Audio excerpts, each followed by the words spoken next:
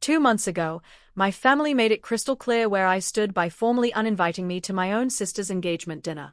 It was not because of some deep-seated feud or dramatic falling out, but simply because the restaurant had a strict headcount and my mother decided I was the most dispensable person in the family. Reading that cold text message on my kitchen counter was painful, yet deep down, I was not even surprised. I had spent 26 years playing second fiddle to a sister who got the framed accolades while I was left in the shadows. Growing up, my mother never bothered hiding her favoritism, organizing her life around my sister while handing me the hand-me-downs and polite disinterest. I was the quiet kid who quickly realized that asking for inclusion was a losing battle, so I poured my energy into discovering my own unique talent instead. I possessed an insanely sharp palate, capable of tasting the subtlest ingredients, though my family dismissed it as mere picky eating. By 17, while my parents tried pushing me toward pre-law and called culinary arts a simple hobby, I was secretly plotting my escape into professional kitchens. I worked tirelessly through culinary school, putting in grueling hours at unpaid internships across New York City just to learn from the absolute best. Eventually, my relentless drive landed me a head chef position at a high-end restaurant in Nashville called Laurel, though I never bothered bragging about it to my family. They had long stopped asking about my life, reducing my entire career to vague comments about me working a little kitchen job somewhere. They treated my passion like a phase, completely unaware that I was quietly building an extraordinary reputation in the culinary world. The night of my sister's engagement party arrived, hosted at an upscale dining spot 40 minutes away, and I was dutifully slaving away at my own restaurant. What my family did not realize was that two massive events were colliding at that exact moment without my direct involvement. Earlier that morning, a prestigious national food magazine had published their annual list of the best new chefs in the country, featuring a glowing full-page profile on me. To make matters even more intense, the very restaurant hosting my sister's party was serving signature dishes sourced directly from my local farm partner. During the middle of a chaotic dinner service, my phone began blowing up with frantic calls from my family, which I naturally ignored until after the kitchen closed.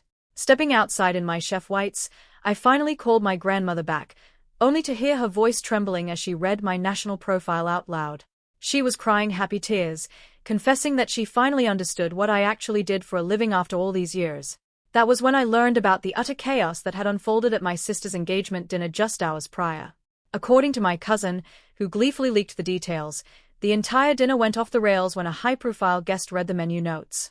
The guest loudly asked if anyone at the table was related to the newly crowned star chef mentioned on the card, prompting my mother to awkwardly claim me as her daughter. The entire table immediately pulled up the magazine article on their phones, marveling at my portrait while my sister sat there in stunned, silent humiliation. My mother tried damage control, claiming I was just a distant free spirit, but my aunt instantly called her out in front of everyone. My aunt reminded the entire table that I had literally invited the family to my restaurant for a fully paid dinner last year, an offer they had casually ignored. The atmosphere turned intensely awkward as the wealthy in-laws began praising my career, effectively shifting the entire night's focus away from my sister's big announcement. By the time the final course was served, my sister was utterly fuming, completely overshadowed by the sister she had deliberately excluded. I had not said a word or showed my face, yet my hard work had spoken volumes in a room I was banned from entering. Later that night, I listened to a bit of voicemail from my sister, blaming me for ruining her engagement party and somehow stealing her spotlight from afar. I simply deleted the audio file without replying, feeling a strange sense of liberation rather than guilt because I had done nothing wrong except exist and excel. The following morning, my grandmother called again, chuckling over how wrong she had been about my career and asking if I would cook for her soon. I promised her the best meal of her life, realizing that authentic connection was worth far more than toxic family approval. 2 days later, my mother attempted a vague reach-out via voicemail, blaming our distant relationship on a slight communication issue rather than years of active neglect. I listened to her excuses while prepping garlic and butter for lunch service, ultimately deciding that her belated message did not even warrant a callback. A week after that, my father sent a brief text admitting he saw the article and asking if they could finally visit my restaurant sometime. I let the message sit for 2 full weeks before calmly replying that they were welcome to make a standard reservation whenever they happened to be in town. I never received a sincere apology, nor did I demand one, because my fulfillment was no longer tied to their validation or permission. Standing in my peaceful kitchen early the next morning as the sunlight poured over fresh produce, I looked at my framed magazine feature on the wall. I'd built an incredible life from the quiet corners where nobody was watching, proving that real success does not require an audience to be meaningful.